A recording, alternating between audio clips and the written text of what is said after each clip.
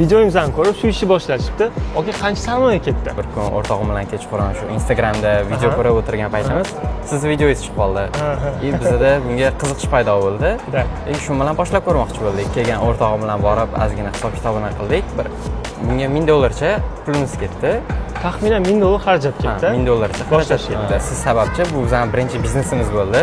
Bu bizning birinchi biznes edi. Ha, siz sababchi bo'ldi. Albatta qo'llab-quvvatlab yuboringlar. Taxminan arendasi qancha to'layapsizlar? Arendasi Depomal tomonidan bizga 2 oy bepul, keyin kvadratiga $50 dan to'layapmiz.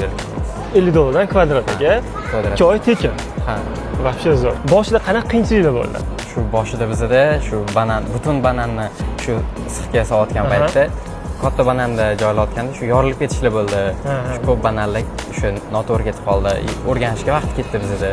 Asosiy qiyinchiligimiz shu bo'ldi bizda. Do'stlar, men bular bilan gaplashganimda shunaqa aka ish boshladi degan juda ham xursand bo'ldim.